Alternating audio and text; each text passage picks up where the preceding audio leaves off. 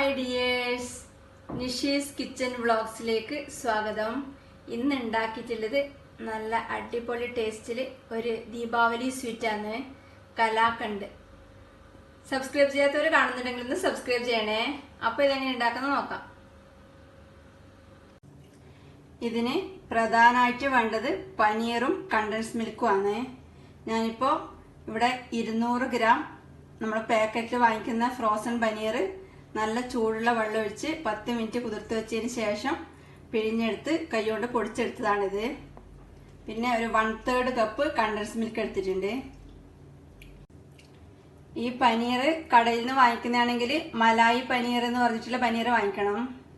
ഇനി ഉണ്ടാക്കാൻ തുടങ്ങാം. അതിന് ഒരു ഉരുളിയോ അല്ലെങ്കിൽ നല്ല കനമുള്ള വരട്ടാൻ പറ്റിയ ഒരു പാത്രം അടുപ്പത്ത് വെച്ച് തീ കത്തിച്ച് അതിലേക്ക് 1 ടേബിൾ സ്പൂൺ നെയ്യ് ഒഴിക്കാം.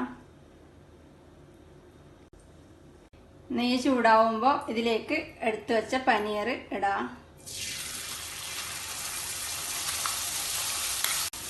ഇത് ഏകദേശം ഒരു 2 മിനിറ്റ് തീ കുറച്ച് ഇളക്കി വരട്ടാം.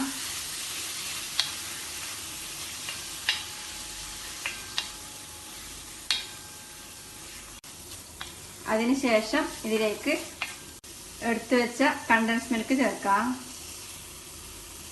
ഇത് വീണ്ടും ഇളക്കി വരട്ടിയെടുക്കാം.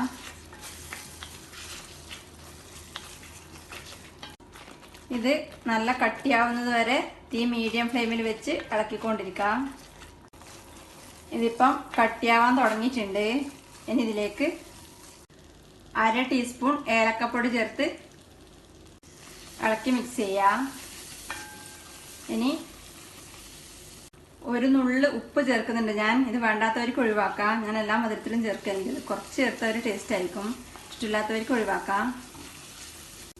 ഇതിലേക്ക് കുറച്ച് ബദാം മുറിച്ചതും കുറച്ച് പിസ്ത മുറിച്ചതും ചേർത്ത് ഇളക്കി മിക്സ് ചെയ്യാം.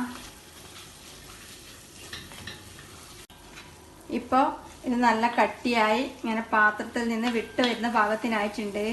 ഇനി തീ ഓഫ് ചെയ്ത് ഇതൊരു ബൗളിലേക്ക് മാറ്റാം. ഞാനിവിടെ ഒരു റെക്റ്റാങ്കിൾ ഷേപ്പിലെ ഗ്ലാസ് ട്രേയിൽ കുറച്ച് നെയ്യ് പുരട്ടി എടുത്തിട്ടുണ്ട്. എന്തെങ്കിലും ഒരു ബൗളോ ട്രേയോ എടുക്കാം. എന്നിട്ട് അതിൽ കുറച്ച് നെയ്യ് പുരട്ടാം. ഇതിനി ഈ നെയ്യ് പുരട്ടിയ ട്രേയിലേക്ക് മാറ്റാം. സ്ക്വയർ ഷേപ്പോ റെക്റ്റാങ്കിൾ ഷേപ്പോ ഒക്കെ ഉള്ള ട്രേയോ ബൗളോ ഉണ്ടെങ്കിൽ എടുക്കാം. ഇല്ലെങ്കിൽ റൗണ്ട് ഷേപ്പില്ലാന്നും കുഴപ്പമില്ല. ഇതിന് ഒരു സ്പൂൺ കൊണ്ട് പ്രസ് ചെയ്ത് ലെവൽ ചെയ്യാം.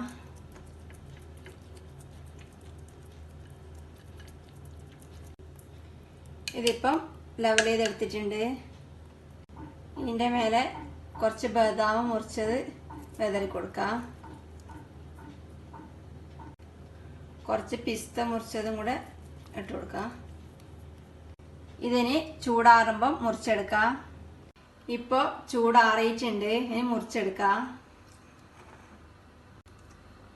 ഇത് ആദ്യം ഇങ്ങനെ മുറിക്കാം.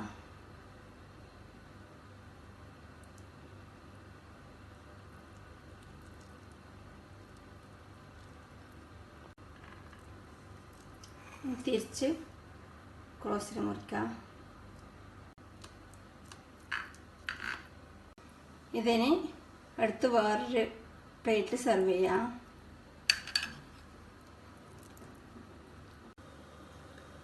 ഇതിങ്ങനെ എടുത്ത് ഒരു പ്ലേറ്റ് സെർവ് ചെയ്യാം.